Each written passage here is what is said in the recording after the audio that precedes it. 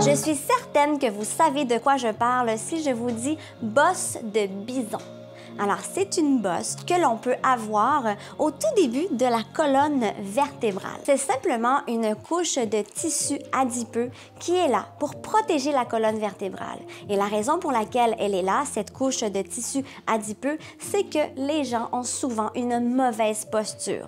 Des épaules rondes, un menton vers l'avant comme ceci. Donc, ça développe malheureusement une bosse de bison. Mais la bonne nouvelle, c'est que vous pouvez faire quelque chose et je vais vous donner aujourd'hui 3 exercices simples et efficaces pour vous aider. La clé est vraiment la constance. Mais d'abord, vous devez vous assurer que vous avez une belle posture.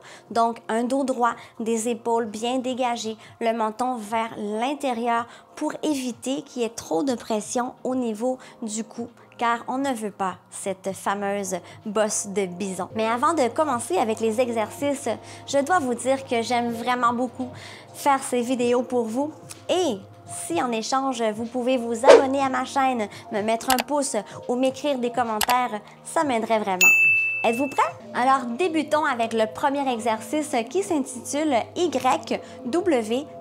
Alors oui, ce sont les lettres de l'alphabet. Je vous invite à vous placer pied largeur de vos épaules, les genoux légèrement fléchis, petite bascule du bassin, le dos bien droit et les épaules dégagées. Paume vers l'avant, on va soulever comme ceci et faire la lettre Y avec nos bras et nous allons garder cette posture pendant 30 secondes en poussant vers l'arrière. C'est parti. Alors, on inspire bien, pensez à vous allonger et on pousse les bras, les épaules vers l'arrière, tout en inspirant et en expirant doucement. Ça force, c'est difficile. Garde bien la position. 5, 4, 3, 2, 1. La deuxième position va tout de suite descendre comme ceci dans la lettre W. Donc, vous voyez la forme ici, W avec mes bras. On va pousser aussi vers l'arrière et c'est parti pour un beau 30 secondes. On pousse vers l'arrière, on serre un peu les coudes et les omoplates tout en inspirant et en expirant. C'est difficile, on sent notre dos forcé, on sent les épaules, ça peut tirer dans vos épaules, peut-être même dans votre cou. À ce moment-là, on y va tout doucement avec la tête. On veut vraiment éviter les tensions. Nos abdos sont solides. 4, 3, 2, 1. La troisième position, c'est la lettre T. Alors, vous allez allonger vos bras sur le côté comme ceci, toujours paume vers l'avant et on va pousser vers l'arrière pour 30 secondes. C'est parti, 30 secondes. Alors, on tient bien nos abdominaux. Les genoux sont légèrement fléchis. On a une belle ficelle qui nous allonge vers le haut. On n'oublie pas de pousser vers l'arrière. Si c'est trop long, 30 secondes, vous pouvez arrêter un petit peu et vous replacer sans souci. On fait ce que l'on peut ou ce que corps veut. On inspire, on expire. 5, 4, 3, 2, 1. La dernière lettre, la lettre L. Alors, vous ramenez ici les coudes vers vous, sur vous, et je descends légèrement les mains pour former la lettre L avec mon corps et les avant-bras, et je vais pousser vers l'arrière. C'est parti, 30 secondes. C'est pour moi la plus difficile. Aïe, aïe, aïe. Comme je disais à l'autre d'avant, si c'est trop difficile, on revient un petit peu et on essaie d'y retourner. Au lieu de faire 30 secondes, on peut également faire 10 secondes 3 fois. On serre les coudes, le dos droit, les abdos solides. On inspire. 5, 4, 3, 2, 1. Et voilà.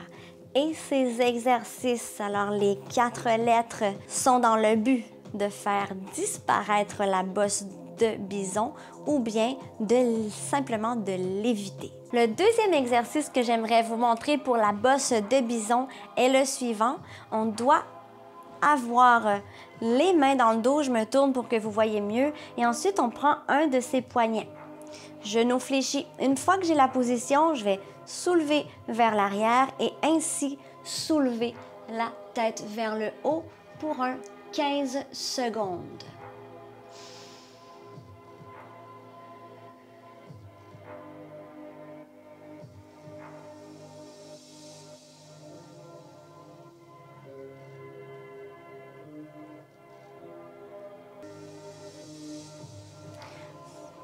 Petit repos et on va prendre l'autre poignet avec l'autre main.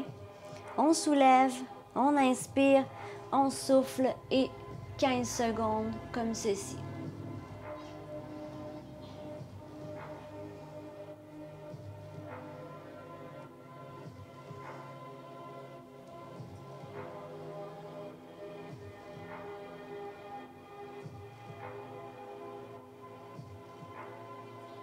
Et voilà. Alors, j'espère que ça vous fait du bien jusqu'à maintenant. Dites-moi, est-ce que vous vous sentez plus relax? Est-ce que vous sentez que votre cage thoracique est plus dégagée, que votre colonne est plus droite? Est-ce que ça vous fait mal? Écrivez-moi des commentaires, j'aimerais bien en jaser avec vous. Et finalement, termine avec le troisième exercice et probablement mon exercice préféré pour combattre la bosse de bison. Alors, c'est facile, vous n'avez besoin que d'un mur. Alors, je vous invite à vous placer face au mur, puis largeur de vos épaules, les genoux légèrement fléchis. Et avec votre main droite, vous allez tout doucement allonger le bras le plus haut que possible. Lorsque vous avez la position, vous allez tourner la tête tout doucement vers la droite et laisser tomber la tête sur le côté à droite. Alors, on inspire et on expire. On va tenir environ 15 secondes.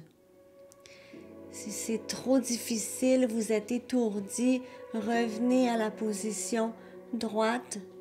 On peut prendre une petite pause et retourner. On laisse tomber la tête sur le côté vers l'arrière.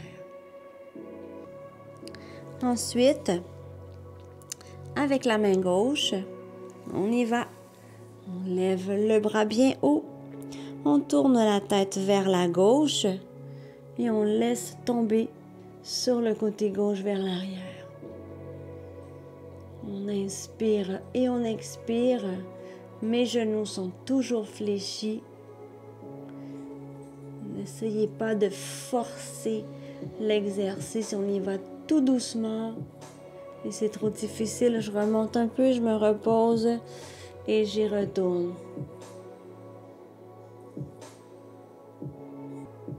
On revient doucement, on descend. Ouf! Et voilà!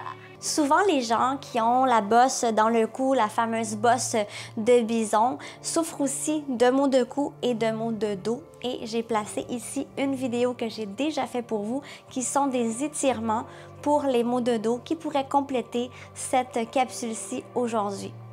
Vous savez, j'adore vraiment faire ces vidéos pour vous. Alors, n'hésitez pas, abonnez-vous à ma chaîne. Mettez-moi un pouce, écrivez-moi des commentaires, ça me fera un plaisir de jaser avec vous. Et sur ce, prenez bien soin de vous. À la prochaine!